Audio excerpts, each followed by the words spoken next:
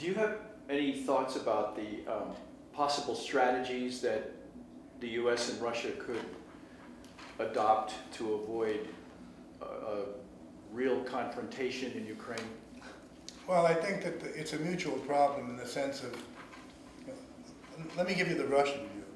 You probably know a lot about the American view. The Russian view is that Russia has been mistreated, disrespected. The interests of Russia have not been taken into account by the United States. That when the Cold War was over and when the Soviet Union disappeared, the American view was, okay, you guys lost the Cold War and you scared us for a long time, and you're going to pay for it. And you're no longer a superpower, and just shut up and sit in the corner, and that's it. Now, this wasn't the initial thing. When Gorbachev first appeared, as you may or may not know, there were conversations between him and then Secretary of State James Baker about the reunification of Germany and the Berlin Wall. And what Baker told Gorbachev, and this is something Gorbachev has told me many times, I know him quite well, was, we promise NATO will not move 1 inch eastward. That's the deal. Now, it wasn't on paper, regrettably. But it's true that when this happened, when the wall came down and when Germany reunited, NATO did not move. Not until the disappearance of the Soviet Union. When the Soviet Union fell apart, then it started to move eastward, taking in Bulgaria, Hungary, Poland, so on and so forth. And when the Russians said, now wait a minute, wasn't there an agreement? The answer was no. There was an agreement with the Soviet Union, not with Russia. Yeah, absolutely. Now, what's more, the whole story with Yugoslavia, the bombing of Yugoslavia, as you know, that didn't happen via the United Nations and the Security Council, but it was NATO that was used to bomb Yugoslavia because of what was going on there, whatever. And the Russians were screaming, don't do it, don't do it, don't do it. And NATO, the United States, because without the United States there is no NATO, said, shut up, we're not interested. Gradually in this country, this is a nation that considers itself to be a great nation. Mm-hmm. It has that, call it a complex, call it whatever you want, but it's there. And the feeling that we're being treated like we're nobody, gradually has built up anti-Americanism to an extent that did not exist in Soviet days. In Soviet days, there was, criticism of the American system, of the White House, of politics, but it wasn't anti-American. In fact, most Russians kind of liked Americans. Today it's very different. Today there's a real dislike at the grassroots level. It's a kind of a reaction to how, and finally along comes Putin, who he got in the year 2000, as you know, but in 2007, at a meeting of the, I think, G20 in Munich, he made this famous speech in which he told the West, you cannot treat us this way. We refuse. You have to take into consideration our interests. We have geopolitical interests just as you do, and we will not stand for this kind of treatment. From that moment on, Putin became the bad guy for the West. Before that, in the press, it was kind of like, well, who is Putin? Now we know it's Putin, and we don't like him at all. And he's tremendously popular here because he's seen as the man who brought Russia back, who stood up to the West, and in particular to the United States, and said, we will not allow this. We have our interests. And that's what Ukraine is really about. The New World Order, if you will, that was established when the Soviet Union disappeared, as seen by the United States, is a world order where there's one superpower. And that superpower is the one that everyone more or less has to respect and dance to that tune.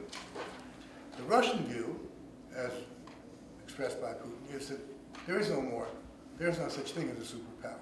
The world cannot be a unipolar thing. It has to be multipolar. There are interests, everyone have their interests. And we will not accept this. So that's where the real clash is. The Ukraine is about that. If, say from the very outset, when Ukraine started moving westward, it was clear that that's where it was going. If there had been some kind of an agreement signed that the Ukraine would not, for say 50 years, become part of NATO, nothing would have happened. Russia sees NATO as a threat. The Russians will say to you, why do you have NATO? There's no more Soviet Union. There's no more Warsaw Pact that you consider to be dangerous. Why NATO? NATO was created because of fear of what the Soviet Union might do. Well, there is no more Soviet Union. And yet, NATO, not only do you have it, but it's now on our borders, in Latvia and Estonia. Now you have the Ukraine going your way, and you're going to put NATO on our whole border with Ukraine? No, will not accept it. Crimea, the peninsula, with the city of Sevastopol, that's where the Russian fleet was always based. And now there's going to be the 6th U.S., or some kind of NATO fleet, will not accept it. Now, you could say to that, wait a minute, Ukraine has gone that way, it's their right. Sure it is. I take you back to 1962, when an independent country called Cuba and an independent country called the USSR agreed to place Soviet missiles in Cuba. Right? They had the right to do that, and there were American missiles in Turkey, right close to the Soviet Union. So good old Mr. Khrushchev said, oh, we're going to counter that. We're going to put our missiles in Cuba. As soon as the United States found out that there were going to be missiles there, in fact, some were already there, the U.S. said, what? No, we don't care about agreements. We see that as a threat to our national security. And we will sink your ships if need be, and if there's a war, there'll be a war. Well, they had to accept that, right? And Khrushchev backed off, and the missiles were taken out, and that was the end of that story. Well, NATO on Russia's border, for this particular government, is the same thing. They see NATO as a real danger. So I repeat, if there had been this thing about no NATO, here's a signed agreement, 50 years guaranteed by the United States, by everyone, there would have been no problem with Ukraine. But it's about who's boss? Who's boss? And it's that, now you ask for a strategy? Well, what kind of strategy can you have? It's only if both sides really understand that they can't do without each other.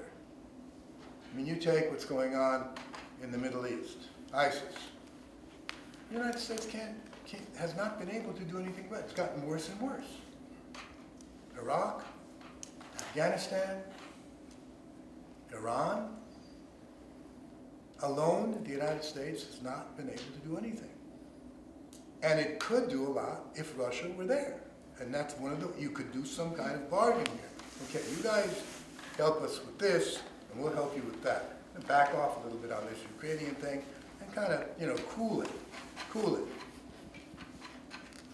I guess Obama can't do it, because immediately he'll be jumped on for going soft on the Russians. And that'll be a blow to the Democratic Party, and that means that Hillary won't be elected. So, you can't do that. Putin is not going to back down. They have to find a deal where neither side loses face. They have to find a win-win. And I don't know if they're looking. I think that in America, you have certain advantages that people here don't have, in that you can put pressure on your representatives. You can put pressure on your senators. You can write letters, and they care because they want to be reelected. That's not the case here. People don't have that history. They don't have that experience. They could, but they don't. So, in a certain sense, you have more of a possibility as Americans to influence the politic of your government than Russians do theirs. But I think that the state of affairs in the United States is such that, I mean, the anti-Putin / Russian propaganda has been so powerful that it's most Americans, I would say probably, are very, very anti-Russian nowadays, anti-Putin, and then of course it's the same thing. And so obviously the people in office, I mean, I'm not even talking about Mr. McCain, this great liberal progressive man, but this, you know, he's an American hero, and I've always laughed at this. And you know what his heroism is? He got shot down over Vietnam. I mean, wow. You know? He spent a lot of time in jail. He did, yeah, and he probably conducted himself honorably. So, does that make you a hero? I don't think so, but that's all right. That's a different question. Anyway, so I think yes, and then you know I look at it long term, and in my view, long term, some of the things that should really be done, an effort should be made to make the visa issue go away as much as possible, to bring over as many thousands of Russian kids, and to bring over here as many thousand American kids to live in families, to spend a year living in an American family, living in a Russian family. Those kids will never make war on each other. They will have a different view. It's not that they'll agree with everything, but it'll be completely different. Because the pictures that both sides have of each other's are all pictures that they see on television. All of them. They're terribly influenced. All of us are. Even when we think that we're totally independent. I mean, look, I've been around the block quite a few times, and I went to Iran. And I knew what I was going to see in Iran. Ladies in black, you know, and fists and yelling and all of that. And I get off the plane, and I go to Tehran, and I see these stunningly attractive women with lipstick and eyeshade and this, you know, and they have a what do you call it, a shawl here on the back of their heads, right? And the only thing, all right, the skirts are lower than the knees, and the sleeves are lower than the elbows. End of story. Oh, you've come to our country. Do you like it? Where do you come from? What did you know, completely. Nonetheless, it's a police state. Of course it is. The minute more than 5 or 6 people get together, here they come. All true. But the picture you have is very different from what you see. In fact, there was one of the great Soviet jokes. You know, Soviets always laughed at their system, especially the last years. When a guy comes running into an outpatient clinic and he says, I've got to see the eye-ear doctor. And the nurse says, I'm sorry, sir, there is no such thing. There's an eye doctor and then an ear, nose, throat, but there's no eye-ear. No, I've got to see the eye-ear. Don't argue back and forth. Finally, she says, look, there is no such doctor, but if there were one, why would you need to see him? She says, look, I keep hearing one thing and seeing something completely different. So that's pretty much where we are, believe me.